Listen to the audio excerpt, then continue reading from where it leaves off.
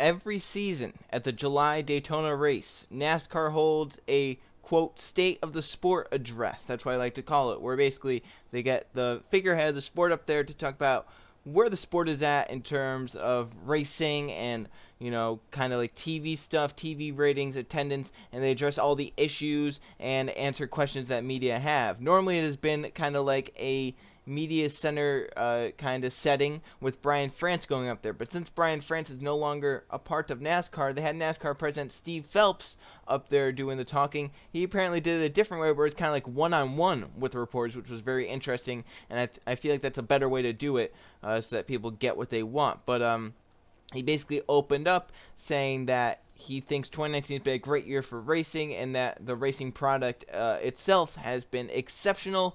And he also says that he thinks the fans, a majority of the fans, have been excited with what they've seen and have accepted what they have seen. He went on to talk about some data and how that has increased. Talked about green flag passes, green flag pass for the lead, and stuff like that. The data that NASCAR loves to shove in people's faces, and they never shoved in people's faces before until it started to look better, I guess. Talked about the ratings and how the ratings are a little bit better and whatnot. But someone asked him how the 2019 package seems to have an equal number of critics as compared to the people that seem to like it. And Steve Phelps went on to say that's not a true statement. And he said that within the fan council, it's been more in favor of the package, I guess. And he went on to say, I don't know how the majority of races we've had this year are not passing the eyeball test. They pass it for me. They pass it for the majority of fans we are talking to. So that's kind of weird, I guess, to put it, because I feel like some races have passed the eyeball test for sure. Kansas comes to mind along with Chicagoland, but tracks like Dover and Pocono and Michigan and Richmond and Martinsville didn't really pass the eyeball test too well. So that's kind of interesting why he said that. He also asked, he was also asked, are you going to have fans on Twitter attack anything? And he obviously said we're going to have that. That's obviously no matter what you do, you're going to have someone that's not too happy. No matter what you do. And he talked about Kyle Busch and how Busch has not been afraid to speak his opinion.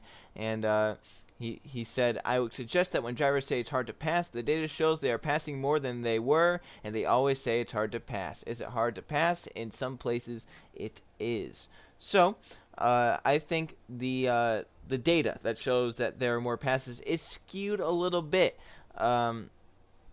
because there's a lot more passes happening on restarts. They're going 3 and 4 wide on restarts. Those green flag passes get jacked through the roof because of that. On top of that, we do not have many yellow flags at a lot of races because the cars don't spin up by themselves anymore. So we have a lot of green flag runs. Those green flag runs, even with the stages, they lead to green flag pit cycles. And what green flag pit cycles do under a package like this where the tires don't wear too much is drivers stay out and different stuff happens. Some people pit sooner, some people pit 15 laps later.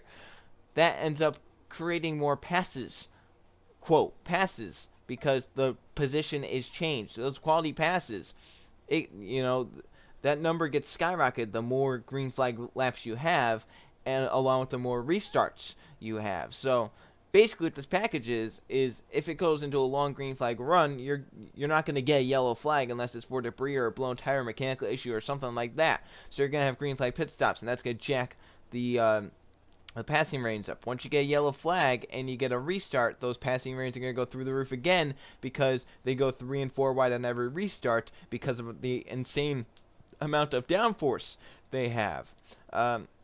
Steve Phelps went on to say, I think the racing is better. It's the path we are on, and it's the path for us. This 550 horsepower package is one we're going to retain until the time we believe we can have something that produces better racing. Whew. I don't see that happening anytime in the near term. We're committed to the way this package is put together for 2019. If there are things we can tweak, such as tires, that's something we will do. Steve Phelps must not have been around in 2011 and 2012. That's all I'm going to say, because those were pretty great seasons. They had 900 horsepower. But who am I? I'm just a fan. Then Steve Phelps was basically asked, is full throttle racing going to be in the highest level. It's what's going to resemble the highest level of motorsport. And Steve Phelps has let out maybe the worst thing you can say when you're just running at the top of a sport. This is probably the worst thing you can say, and it's the one that will probably divide fans 50-50 for so long to come. He said, what we're looking for is what is the most entertaining racing that we can put out there. That is what we're trying to do. And if that means full throttle racing, that's the package we're going to put out there. We're going to have full throttle racing this weekend at Daytona, and that's going to be compelling. There was some thought that this package would create pack racing at intermediates, and that hasn't been the case. It was never intended to create pack racing. It was intended to produce closer cars that can pass each other, feature incredible research, opportunities to go 3, 4, and 5 wide, which the best racers in the world are doing, and I think we saw that last weekend in Chicago, and I think we will see that in Kentucky. Ooh, this is something I'm going to come back on to later in this video. He's talked about the 2021 Cup schedule change because earlier in the week, Steve Phelps said fans should not expect massive wholesale changes to the schedule in 2021. Steve Phelps said, we are continuing discussions with our stakeholders for where we are going to race in 2021. Our broadcast partners have a voice. Our teams have a voice. I was in a meeting today about the 2021 schedule. Alex suggested that the two largest voices, frankly, outside the tracks themselves, are the fans and our broadcast partners. I wouldn't characterize my comments as saying we are taking a more conservative approach per se. I know what was in my head and what I was trying to say, and others took it the wrong way, and that's on me. I don't want to give any appearance that we're not going to be aggressive with the 2021 schedule. So that's something good to hear, is that they're still thinking about where they can go in 2021, and that maybe it was just perceived the wrong way.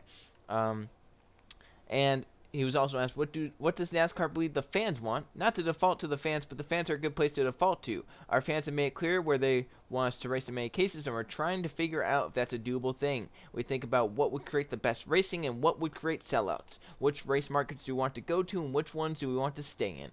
But we have to watch this, right? When I first came to the sport, fans didn't like road course racing, and they like it now. Fans have liked the air meets, and the racing this year has been extraordinary. Are the fans speaking loudly in their interest to see more short tracks and road courses? I would say they are.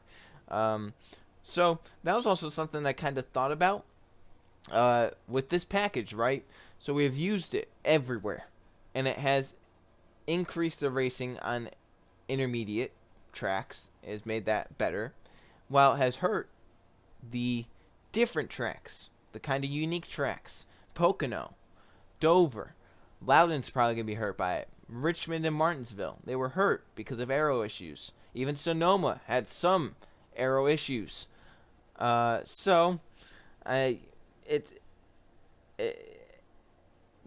thing I kind of think about is if NASCAR doesn't really change the schedule too much and they keep some intermediates on there, would fans really be mad because the racing at intermediates this year is better than at short tracks because we have a package designed specifically for intermediates without short tracks in mind?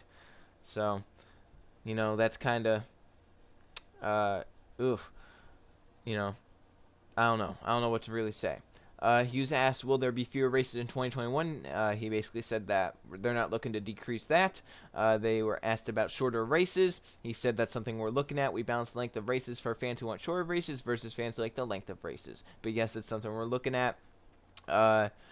He was also asked about the Gen 7 car. Will it make it easier to have individual packages for different track types? And he said, I would suggest that a Gen 7 car would have the opportunity to have different, I wouldn't call it different aero packages, but different versions of the car you would bring to the track. We will continue to work with Goodyear to decide which tire is best for each track. We had a meeting with drivers in Goodyear to decide which direction to go, and we got a lot of feedback. This isn't my area of expertise, but what I've been told is that we have the opportunity to create changes to the Gen 7 car that will adapt to intermediate tracks and short tracks and road courses. So that's something that's good to hear as well. Maybe, we can get stuff at intermediates that's different at road courses and at short tracks and at different tracks like Pocono and Michigan. He was talking about the new chassis and engine, and he doesn't really know much about that quite yet. So I kind of wanted to go, also he talked about electric engine and hybrid engines. He said that's something they're looking to go towards. Obviously, that's something a lot of racing series in the world are looking to go towards, and it would just be better in most cases. So I wanted to go back to the quote that he said, we're looking for the most entertaining racing that we can put out there. That is what we're trying to do. And if that means full throttle racing, that's the package we're going to put out there. So NASCAR is looking to just make the racing as entertaining as possible, which was funny because earlier in the season, Steve Phelps, I think himself, was the one that said we tried to chase a new generation of fans. We didn't appreciate the core fans that we had, and we kind of strayed away from them. We're going to try and go back towards the core fans. Most of the core fans are naturalists. I am a naturalist. If you don't know what a naturalist is, a naturalist just wants the race to play out as fluid as possible, as fair as possible, as uninterrupted as possible. That means a package where the drivers drive. That means no unnecessary yellows. That means pit penalties that aren't just kind of confusing and very circumstantial. And it also means they want to see the champion be the one who has scored the most points throughout the season. That's what a naturalist is. NASCAR is leaning towards the show seeker area, where they wouldn't mind yellows, as some people call it, quote, soft yellows. They wouldn't mind seeing a few of those in a race where a car gets on the wall and the yellow comes out, or there's a gum wrapper on the track and the yellow comes out, or a car gets out of the groove and the yellow comes out. They wouldn't mind seeing drivers not really have to hustle their cars, but more so just kind of flat-foot it. As long as it produces a show, they are happy. They wouldn't mind seeing a points format that makes it come all the way down to the last race of the season. They wouldn't mind seeing restarts and stuff like that. So I feel like NASCAR is kind of straying away from the naturalists. They're going more towards the show seekers. Even though they had said, we're going to try and go with our core fan base. And I feel like most of their core fan base are naturalists. And something bad is that I would say 95% of IndyCar fans are naturalists. That racing series itself is a naturalist racing series. They have a great point system. They have good races without a package that has limited some of the driver talent like we have seen this year in the Cup Series. So I think the naturalists can easily shift over to IndyCar, because IndyCar has everything they want. They have a points format that goes the whole season, and they have races that aren't, controlled that much by the stewards. And they don't, they only have yellows when they need to have yellows. They don't have yellows for, unnecessary things. And then the show seekers, right? There's not much better action than you're going to see in a NASCAR race with, say, 600, 700 horsepower and cars sideways out of control, like we saw last year at Chicago or Vegas or the Bristol Night Race or Watkins Glen or, Martinsville. We saw a lot of good races last year. So at what point does the pursuit of entertainment come at the expense of sporting integrity? This package has made the cars easier and slower than the Xfinity Series cars.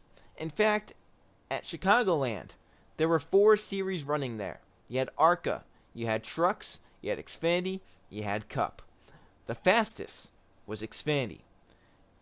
If a Cup driver, the fastest Cup driver, whoever got the pole, I forget who got the pole. I think it was Austin Dillon, right? Austin Dillon got the pole. If he went out there and ran Xfinity qualifying, I think he would have qualified 7th or 8th. Truck Series were the second fastest. Austin Dillon would have gotten 4th. ARCA Series was the 3rd fastest. Austin Dillon would have gotten 2nd. Cup Series was the slowest of the 4 series at Chicagoland. And Austin Dillon never let out of the gas in his qualifying lap. They were the slowest, and they were full throttle. 550 horsepower. So, obviously that has made a lot of drivers mad. Kyle Busch has been the biggest critique of the package. Mostly about the dirty air created by the gigantic spoiler on the rear. Part of this article is going into the details of last year's package and this year's package. Last year's package created roughly 1,500 pounds of downforce. The new package doubles that, punching a much larger hole in the air as a result. So that's about 3,000 pounds of downforce. If last year's car lost 25% of its downforce by another car, that's 375 pounds. This season, with a much larger wake, a trailing car is losing what teams estimate as 30% of its overall downforce and 900 pounds. 900 pounds of downforce being lost. It has created additional passing opportunities, albeit with a caveat. Clean air is so important that the top 5 largely locks in place shortly after a restart until the leaders get into lap traffic. That's very true. Restarts, you see a lot of passing, and then after that kind of gets simplified out until the tires start to wear. But deeper into the field, drivers are unable to drive away from a rival he just passed because he then develops a push due to the dirty air that just sabotages the car he just passed. It certainly generates the appearance of more action 3 and 4 wide racing off a restart, but not as nerve-wracking when the cars are planted stuck to the racetrack without the risk of sliding into another competitor. Clint Boyer said he didn't view the product as real racing last month at Michigan International Speedway. And he called it frustrating. Kyle Busch also called it frustrating. He said it's almost like electric car racing. You're just trying to keep the gas down as much as you can keep the gas down, rather than having the finesse of what it takes to be able to lift out the gas and throw the car to the corner and feel it slide a little bit and then feed the throttle and then get back to it a little bit. It's underpowered and you're just momentum racing. So, oof, that's a big comment. Ryan Preece compared to go-kart racing. We're go-kart racing in the Cup Series. That's not good. That's not good. So, the question was asked to Clint Boyer. At what point in the slowing the cars down and providing maximum stability to prevent cars from separating on the track does the sport become a performance, a show? Clint Boyer said, it's not to me to decide. Unfortunately, I am the show and I'm not watching the show. I can tell you that when I'm watching the show and I go to watch super late models on my local tracks with 900 horsepower engines, I'm more entertained than watching a crate engine quote race. That's my perspective and my background. Have we moved the needle closer to entertainment on some of our racetracks? Hell yeah, we have. I think we can all agree on that. Is it frustrating as a race car driver? Yes, it is. You asked me about the balance between sport and entertainment. I don't know. It's not my needle to move one way or the other.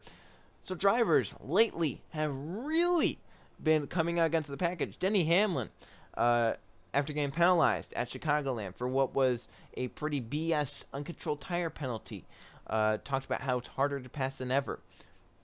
And I think that's bad for NASCAR. When Steve Phelps goes up there and says, the numbers are there that they're passing more, yet so many drivers complain about how hard it is to pass, more than in years past. They complained about before because the Gen 6 car sucks aerodynamically. Even with a small spoiler like 2018, 2017, 2016, they're still dirty air behind the car. However, there gets to a point where they weren't talking about as much as they were last year. This year, all I hear about every week after an intermediate track is dirty air, dirty air, dirty air, aero push. Last year, I didn't hear that a lot. I heard it some, but not every single week, and we hear it every single week now with the dirty air because the spoiler is so huge. We don't need an 8-inch spoiler. Brian Keselowski, not Brad Keselowski. He's in some hot water. I'll talk about that in the Daytona race whenever it gets going. Brian Keselowski said, he said in a tweet, arguably, that the Xfinity Series has been the most entertaining racing so far this season. The body has not been changed in roughly 9 years. They have a decent amount of horsepower, and they do not have a lot of downforce on the cars.